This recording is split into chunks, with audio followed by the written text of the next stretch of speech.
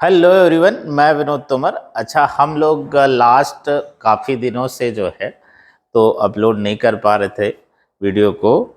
तो आगे हम लोग फर्दर कंटिन्यू करेंगे। अच्छा, सर्कल हम लोग लास्ट जो चैप्टर कर रहे थे वो सर्कल कर रहे थे। तो उसी को कंटिन्यू करते हैं। हमने कुछ तो डिस्कस कर लिया है सर्कल में, आज उसी के आगे कंटिन्यू करेंगे और इसके बाद हम कोशिश करेंगे कि जो अभी टॉपिक्स हैं उनके पीवाईक्यू डील कर ली जाए। बेसिकली कुछ चैप्टर्स होंगे, 7-8 चैप्टर, जो उनके पीवाईक्यू जेईई मेन के डील कर ली जाए। तो हो सकता है कुछ इस जो पेपर है हमारा ये वाला अप्रैल सेशन, इसमें कुछ हमें हेल्प करेगा। कुछ क्या पूरी तरह से हेल्प करेगा जो है इस सेशन के लिए। उसके बाद फिर फर्दर टॉपिक को कंटिन्यू करेंगे हम लोग। तो हम सर्कल में लास्ट जो हमारा टॉपिक था वो ये था कि किसी सर्कल से हम एक्सीज जो है उन पे इंटरसेप्ट कैसे कैलकुलेट करते हैं, ये था। आज हम फर्दर उसी में डिस्कशन को आगे बढ़ाएंगे। तो सीखना ये है हमें कि मतलब कोई पॉइंट है वो सर्कल के अंदर, बाहर या सर्कल पर कब हो सकता है, ये जानने की कोशिश करें। मतलब किसी पॉइंट की पोजीशन जानना चाहते हैं विद रेस्पेक्ट टू सर्कल। तो यहीं से स्टार्ट करेंगे हम लोग। क्या है टॉपिक अपना? Position position of point with respect to circle. Circle, अच्छा, ये जो टॉपिक है अपना, ये पूरा सर्कल, पैराबोला, हाइपरबोला सब में दिखाई देगा। तो एक बार अगर आइडिया डेवलप हो जाएगा तो सब में बहुत इजीली हम उस बात को लिख सकते हैं। अच्छा, सर्कल बड़ा अच्छा ज्योमेट्री है तो इसमें तो बहुत इजीली हम देख भी सकते हैं। ऐसे देख तो सब में पाएंगे, ऐसा तो है नहीं कि बाकी सब में देख नहीं पाएंगे। तो यहाँ पर तो कुछ ऐसे कह दें कि मान लो मेरे पास ये सर्कल है और एक पॉइंट P है जिसका नाम दिया मैंने, मान लो x1, y। अच्छा, सर्कल मान लेते हैं हम, सर्कल को S से डिनोट कर देते हैं। जो सर्कल की इक्वेशन है इसको मान लो x² plus y² plus 2gx plus 2fy plus c बराबर 0 है। ये सर्कल की इक्वेशन है। अच्छा, हम P की पोजीशन जानना चाहते हैं कि P जो है हमारा वो इस सर्कल के रेस्पेक्ट में कैसे प्लेस्ड है ना। तो यहां से अगर देखें ज्योमेट्री से, मान लो इसका सेंटर C है, तो मैं अगर C से P को ज्वाइन कर दूं तो दिख रहा है, बहुत ऑब्वियस दिख रहा है तो कि जो CP डिस्टेंस है फिलहाल वो इस रेडियस से बड़ा होगा। मतलब अगर पॉइंट आउटसाइड है तो फिर जो CP डिस्टेंस है वो R से बड़ा होगा। बिल्कुल ऑब्वियस दिख रहा है ये। दूसरी बात कि अगर मान लो कुछ ऐसा हो जाए, एक तो पॉसिबिलिटी ये हो सकती, दूसरी पॉसिबिलिटी क्या हो सकती है कि मान लो ये सर्कल है और पॉइंट P यहां पर हो गया, इसका नाम हमने क्या दे रखा है, x1, y। तो यहां सेंटर है ये, मान लो R हो गया। अच्छा, C से P को ज्वाइन करूं तो बहुत ऑब्वियस दिख रहा है कि जो CP डिस्टेंस है वो रेडियस से कम हो जाएगा। मतलब CP क्या है, वो less than R, CP less than R। अच्छा, तीसरी पॉसिबिलिटी क्या है? तीसरी पॉसिबिलिटी क्या है कि ये सर्कल है और ये मालूम अपना सेंटर है और पॉइंट P सर्कल पर ही। तो इस केस में जितना CP होगा उतना ही R होगा, जितना CP होगा उतना ही R हो जाएगा। अच्छा, ये तो ज्योमेट्रिकली हम देख पा रहे हैं। तो हम इसको अलजेब्राइकली जो है मतलब इंटरप्रेट करना चाहते हैं कि अगर पॉइंट बता दे, सर्कल बता दे, तो डायरेक्टली हम कैसे चेक करके बता देंगे कि पॉइंट सर्कल के बाहर है, अंदर है या सर्कल पर है, ये हम बताना चाहते हैं। तो हम एक डिराइव करते हैं, रेस्ट उसी की हेल्प से लिख देंगे। तो पहला वाला मान लो देखें, अगर पहले वाले केस की बात करें हम लोग तो देख सकते हैं सब कि CP R से बड़ा होना चाहिए। अच्छा, सर्कल ये है तो सर्कल का सेंटर कितना हो जाएगा, -g, -f। अच्छा, ये पीछे हम लोग डिस्कस कर चुके हैं, सेंटर वगैरह निकालना सीख चुके हैं, रेडियस कैसे निकालना है ये भी सीख चुके हैं। अच्छा, रेडियस कितना हो जाएगा, g² प्लस f² - c, यही हो जाएगा, है ना। सेंटर हो गया माइनस जी माइनस एफ, और रेडियस कितना हो गया root g square plus f square minus c. अच्छा, तो बहुत ऑब्वियस दिख रहा है, पहले वाले की बात करें तो सीपी आर से बड़ा। अच्छा, सीपी कैसे कैलकुलेट करेंगे हम लोग, रूट x1 प्लस जी इसका whole square plus y1 plus f का होल स्क्वायर, और रेडियस से बड़ा है ये कितना है हो जाएगा radius, root g square plus f square minus c. अच्छा, अगर हम जानते हैं कि दोनों तरफ पॉजिटिव साइन हो, तो पॉजिटिव साइन हो तो स्क्वायर कर सकते हैं, फिर कोई समस्या नहीं है। मैं पॉजिटिव साइन है अगर दोनों तरफ तो स्क्वायर करने में कोई प्रॉब्लम नहीं है। हमेशा ऐसा नहीं करते हैं, लेकिन अगर दोनों तरफ पॉजिटिव तो दोनों तरफ रूट लगा रखा है।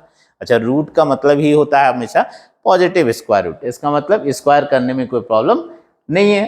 तो जरा स्क्वायर करते हैं, स्क्वायर करेंगे तो कितना आएगा देखते हैं। स्क्वायर करेंगे तो कितना आ जाएगा, ये x1 प्लस जी इसका whole square plus y1 plus f इसका होल स्क्वायर।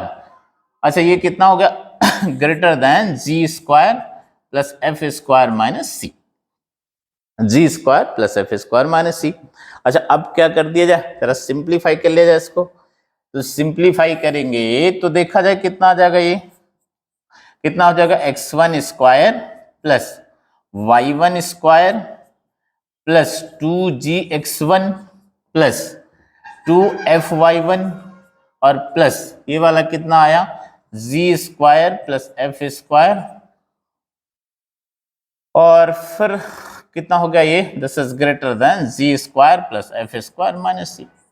अच्छा, तो इनको इधर ले आते हैं तो g square plus f square तो कैंसिल हो जाएगा, तो कितना आ जाएगा ये x1 square plus y1 square plus 2gx1 plus 2fy1 और प्लस c, ये क्या होना चाहिए ग्रेटर देन जीरो होना चाहिए, क्या होना चाहिए ग्रेटर देन जीरो।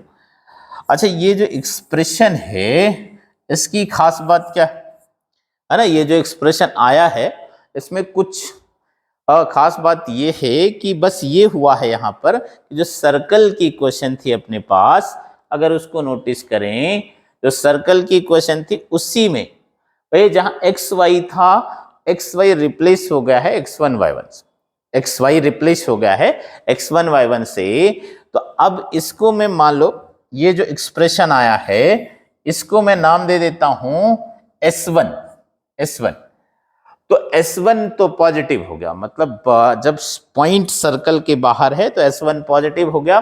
तो पहले वाले केस में मतलब जब पॉइंट आउटसाइड है क्या हो गया, when point lies outside, outside तो क्या हो गया, क्या कंडीशन आई कि S1 पॉजिटिव। अब S1 से क्या सेंस है यहां पर अपना कि जो सर्कल था उसी में क्या करना अपने को x1 y1 रिप्लेस कर देना है ना, x1 y1 रिप्लेस कर देना।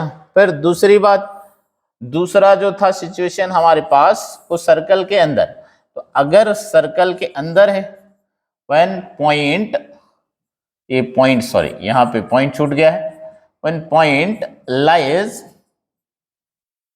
लाइज इनसाइड, इनसाइड S1 क्या हो जाएगा लेस देन जीरो आ जाएगा, S1 क्या हो जाएगा लेस देन जीरो हो गया। अच्छा, तीसरी बात कि अगर पॉइंट सर्कल पर ही आ जाए, व्हेन पॉइंट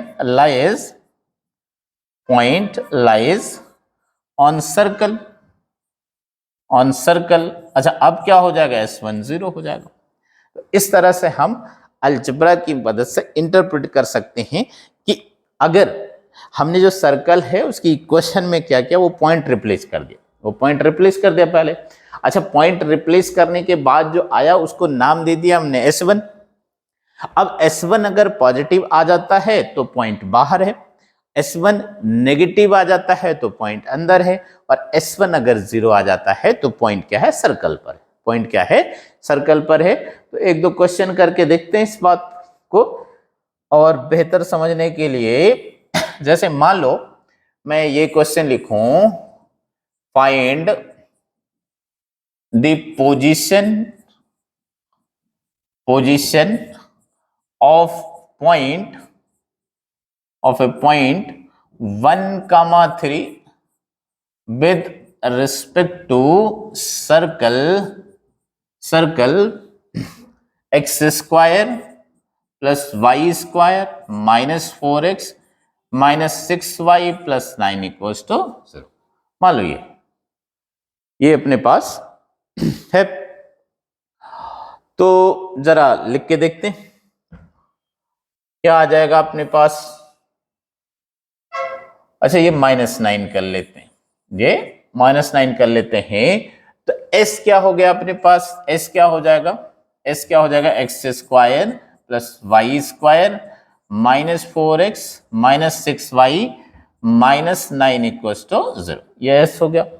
अच्छा अब हमने क्या कहा, हम क्या करें, S1 लिखना है, तो S1 कैसे लिखा जाए, S1 का क्या मतलब हुआ कि 1,3 पे वैल्यू लिखी जाए इसकी, तो 1,3 पे तो x की जगह 1 रिप्लेस कर दो, तो 1 का स्क्वायर हो गया प्लस 3 का square minus 4 into 1 minus 6 into 3 और माइनस 9।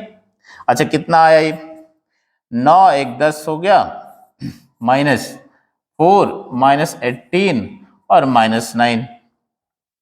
अच्छा तो कितना आएगा ये हो गया 10 माइनस 1 1 हो गया, और ये 22 तो माइनस 21 आ गया, लेस देन 0। ठीक, अच्छा इसका मतलब ये हो गया कि S1 नेगेटिव है। अच्छा S1 नेगेटिव है तो इसका मतलब जो पॉइंट है वो क्या है, अंदर है, पॉइंट क्या है, अंदर है सर्कल के, तो दिस इंप्लाइज, इससे क्या कंक्लूड करें हम लोग, this implies point lies inside the circle, inside the circle, ये कंक्लूजन आ गया।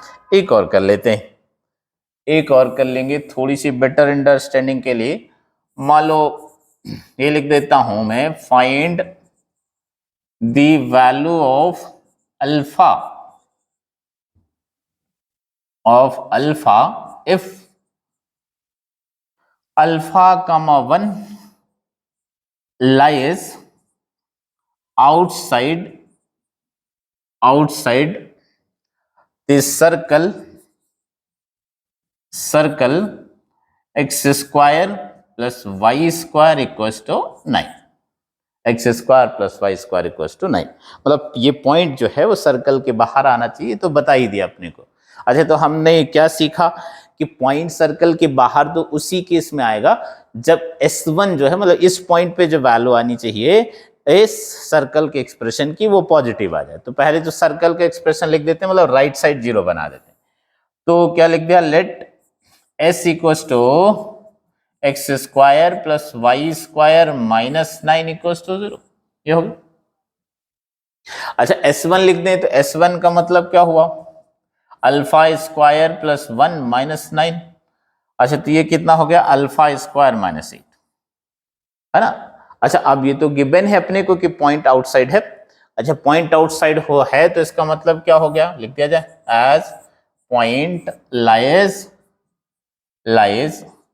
Outside to circle. इसका मतलब क्या हुआ कि S1 जो है वो पॉजिटिव होना चाहिए। अच्छा S1 पॉजिटिव होने का मतलब अल्फा स्क्वायर माइनस 8 पॉजिटिव होना चाहिए, तो यहां से क्या आएगा, अल्फा स्क्वायर माइनस 8 ये पॉजिटिव। अच्छा अल्फा स्क्वायर माइनस 8 पॉजिटिव का मतलब अल्फा माइनस 2√2 और अल्फा प्लस 2√2 क्या आना चाहिए, ग्रेटर देन 0। अच्छा तो यहां से अल्फा की क्या क्या वैल्यू आएगी, अल्फा की क्या क्या वैल्यू आएगी, -2√2 और +2√2। अच्छा इसके राइट रखें पॉजिटिव, फिर नेगेटिव और फिर पॉजिटिव।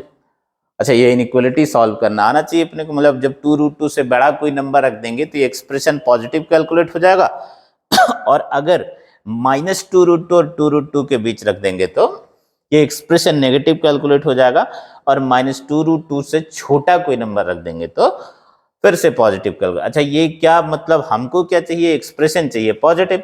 अच्छा पॉजिटिव कब रहेगा, या तो 2√2 के बाहर रहे और या तो -2√2 से पहले रहे।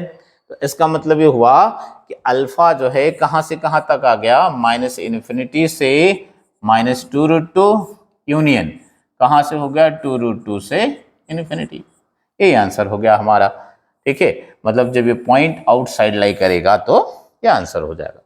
ठीक, अच्छा इसी के हेल्प से हम एक और कॉन्सेप्ट है, वो कॉम्प्लेक्स नंबर में भी काम आता है हमें, तो इसको ढंग से सीखने की कोशिश करते हैं। क्या है मतलब हमें किसी पॉइंट की सर्कल से मैक्सिमम और मिनिमम डिस्टेंस कैलकुलेट करना। अच्छा, मैक्सिमम मिनिमम डिस्टेंस कैलकुलेट करना है अगर सर्कल से किसी पॉइंट की, तो मतलब ये हुआ कि सर्कल की सरकमफेरेंस से कैलकुलेट करना होगा। तो जरा पहले समझते हैं इस बात को, मतलब क्या कैलकुलेट करना है, maximum and minimum distance of A point from circle, मतलब किसी सर्कल से हमें किसी पॉइंट की मैक्सिमम और मिनिमम डिस्टेंस कैलकुलेट करनी है, मैक्सिमम और मिनिमम डिस्टेंस कैलकुलेट करनी। तो जरा समझने की कोशिश करते हैं। अच्छा, पहले तो हम ज्योमेट्रिकली थोड़ा सा समझते हैं, फिर कैसे लिखेंगे इस बात को समझ लेंगे। तो मान लो कुछ ऐसा है कि पॉइंट, ये सर्कल हो गया अपने पास और ये पॉइंट P हो गया। अच्छा, पॉइंट P को सेंटर से उठाओ और ज्वाइन कर दो और इसको आगे बढ़ा दो। तो ये सर्कल को दो पॉइंट में मिला, A और B। अच्छा, पॉइंट P बाहर है, तो मुझे दिख रहा है बहुत ऑब्वियस कि AP जो डिस्टेंस होगी वो मिनिमम होगी और जो B से P तक की डिस्टेंस होगी वो मैक्सिमम होगी। मतलब AP डिस्टेंस क्या है यहाँ पर, AP जो है, AP ये क्या होगा, मिनिमम डिस्टेंस हो जाएगी, मिनिमम डिस्टेंस। और जो BP है ये क्या हो जाएगा, मैक्सिमम डिस्टेंस हो जाएगा। ये क्या हो जाएगा, मैक्सिमम डिस्टेंस होगा। अच्छा, जब पॉइंट क्या है, बाहर है। अच्छा, ये वाला R हो जाएगा, ये भी R हो जाएगा, ये भी R हो जाएगा। तो अगर मैं यहां पर मान लो AP लिखना चाहूं तो AP क्या हो जाएगा, C से P तक की डिस्टेंस कैलकुलेट करें, उसमें R माइनस कर दें, मतलब CP माइनस R हो जाएगा। अच्छा, अगर PB लिखना चाहूं मैं, है ना, B से P तक लिखना चाहूं तो क्या हो जाएगा, CP प्लस R हो जाएगा, है ना। C से P तक ये और R इसमें ऐड कर दिया तो BP आ गया। अच्छा, दूसरी पॉसिबिलिटी क्या है, जरा इसको समझते हैं। दूसरी पॉसिबिलिटी क्या है कि मान लो कुछ ऐसा है कि ये अपने पास सर्कल है। अच्छा, पॉइंट P जो है मान लो यहाँ पे है कहीं, है ना, तो हमने कहा कि इस पॉइंट को उठा के ज्वाइन कर दो, सेंटर से ज्वाइन कर दो। अच्छा, फिर इसी को आगे बढ़ा दो, तो ये सर्कल को दो पॉइंट में मिला, एक मान लो A हो गया और दूसरा B हो गया, एक A हो गया और दूसरा B हो गया। तो अब की बार फिर से AP जो है, AP ये दिख रहा है, ये मिनिमम है और PB क्या है, मैक्सिमम। तो AP कैसे निकले, अब की बार तो ये R हो जाएगा, ये इतना R है और ये भी R है, तो AP वाला क्या आ जाएगा, R माइनस CP आ जाएगा। R माइनस, यहां से ये माइनस कर देंगे इस पूरे में, तो क्या आ जाएगा, R माइनस CP आ जाएगा। और BP तो वैसे बिल्कुल R प्लस CP ही आएगा। अच्छा, एक और पॉसिबिलिटी बची अपने पास, उसको भी डिस्कस कर लेते हैं। मान लो तीसरा कुछ ऐसा हो जाता, कुछ ऐसा हो गया, ये जो है ये, हाँ, ये पॉइंट C है, सेंटर है। अच्छा, ये पॉइंट P था सर्कल पर। अच्छा, तो यही A हो गया आपकी बार और ये B हो गया, तो दिख रहा है ये भी R होगा और ये भी R होगा। तो अब की बार जो P पॉइंट है और A पॉइंट तो सेम ही है, तो इसका मतलब इसकी मिनिमम डिस्टेंस तो 0 होगा, तो AP क्या हो गया, 0 हो गया। और जो BP है वो कितना हो गया, 2R हो गया। BP कितना हो गया, मिनिमम डिस्टेंस 0 हो गया और मैक्सिमम कितना हो गया, 2R। अच्छा सारे एक साथ कवर हो जाएं, बार बार अपने को न लिखना पड़े तो क्या करें, है ना, एक ही चीज याद कर लें, ये सब नहीं, मतलब कई सारे केसेस कंसिडर नहीं करने पड़ेंगे अपने को, हम एक ही से कवर कर लें, कुछ ऐसा लिख लेते हैं जिससे सारे एक साथ कवर हो जाएं, क्योंकि ये तो 3 पॉसिबिलिटीज होंगे, फिर ये भी चेक करना पड़ेगा कि कब पॉइंट आउटसाइड, कब इनसाइड है, कब सर्कल पर है। तो हम तो एक ही से लिख देंगे और उससे सारे कवर हो जाएंगे। कैसे लिख देंगे, है ना, कैसे लिख देंगे हम, जो मैक्सिमम डिस्टेंस है, मैक्सिमम डिस्टेंस वो कितना हो जाएगा, Cp प्लस आर हो जाएगा, है ना। अब कहीं भी पॉइंट हो, पॉइंट की जो पोजीशन है वो, उससे कोई लेना देना हमारा नहीं है ना। अच्छा मिनिमम डिस्टेंस कितना हो जाएगा, मिनिमम डिस्टेंस क्या हो जाएगा, मिनिमम डिस्टेंस हो जाएगा Cp माइनस आर लिख दो और इसका मॉड लिख दो। अब सारे केसेस कवर हो जाएंगे। पॉइंट P अगर सर्कल पर आ तो R माइनस आर 0 हो जाएगा। पॉजिटिव नेगेटिव का कोई सेंस नहीं रह जाएगा, क्योंकि मॉड लगा दिया हमने, डिस्टेंस ही लिख दी थी अपने को। तो मैक्सिमम जो है, मैक्सिमम कितना हो जाएगा, Cp प्लस आर हो गया, और मिनिमम कितना हो गया, Cp माइनस आर। बस ये दो बातें याद कर ली, पॉइंट P कहीं लाई करे, अब कोई फर्क नहीं पड़ेगा, है ना। मैक्सिमम हमेशा कितना होगा, Cp प्लस आर, और मिनिमम कितना होगा, Cp माइनस आर। तो एक क्वेश्चन जरा इलस्ट्रेशन करते हैं इस पे। मान लो ये है, find the maximum and minimum distance of point P, वही ले लेते हैं, मान लो 1,3 from this circle x square plus y square minus 4x minus 6y minus 9 बराबर से, यही वाला सर्कल ले लिया। ठीक है, तो जो सर्कल है जरा इसको कंपेयर करते हैं हम लोग स्टैंडर्ड जनरल इक्वेशन से। तो हमारे पास सर्कल क्या है, x square plus y square minus 4x minus 6y minus 9 equals to 0। अगर मैं इससे कंपेयर कर दूं, कंपेयरिंग विद, क्या मिल जाएगा अपने को, किससे कंपेयर कर दें, x square plus y square plus 2gx plus 2fy plus c बराबर 0। तो कितना आ जाएगा, 2g कितना लिखा हुआ अपने पास, -4, 2f कितना लिखा हुआ, -6, और c कितना लिखा हुआ अपने पास, -9। तो g कितना हो गया, -2, f कितना हो गया, -3, और c कितना हो गया, -9। अच्छा अब सेंटर लिखें तो सेंटर कितना आ जाएगा, सेंटर कितना हो गया, -g -f, मतलब कितना आ जाएगा, 2,3। अच्छा रेडियस कितना आ जाएगा, रेडियस कितना हो गया, √g square plus f square minus c, मतलब कितना हो गया, ये 4 और प्लस 9 और प्लस 9, है ना। तो 9 + 9 √22 हो गया, तो √22 हो गया, है ना। रेडियस आ गया √22। अच्छा अब CP, P पॉइंट कितना है अपने पास, 1,3 पॉइंट, इसको C लिखा था हमने, पॉइंट P कितना है, 1,3। तो CP डिस्टेंस लिख देते हैं, CP डिस्टेंस कितना आ जाएगा, 1 - 2 इसका होल स्क्वायर प्लस 3 - 3 का होल स्क्वायर है। तो समझ रहे हैं, x2 - x1 का whole square plus y2 - y1 का होल स्क्वायर। अच्छा तो कितना आ जाएगा, ये 1 आ गया, ये तो फिलहाल 1 आ।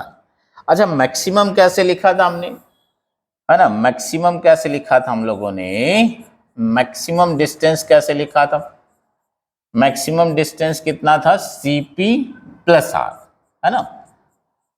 तो Cp तो निकाला हमने 1 आया, और R भी निकाल दिया तो √22। अच्छा, मिनिमम डिस्टेंस कितना लिखा था? मिनिमम डिस्टेंस कितना लिखा था हम लोगों ने? Mod CP minus r. तो CP माइनस आर का मतलब 1 माइनस √22। अब √22 तो 1 से ज्यादा ही यार, है ना? तो अगर चाहें तो ऐसे लिख सकते हैं इसको, मॉड हटाएं तो ऐसे लिख सकते हैं √22 माइनस 1, है ना? पॉजिटिव चाहिए अपने को, तो इससे हम मैक्सिमम और मिनिमम डिस्टेंस कैलकुलेट कर सकते हैं। किसी पॉइंट की पोजीशन जो है कैसे चेक कर सकते हैं कि S1 जब पॉजिटिव आ जाएगा तो बाहर, S1 नेगेटिव आ जाएगा तो अंदर, और S1 0 आ जाएगा तो सर्कल पर, है ना?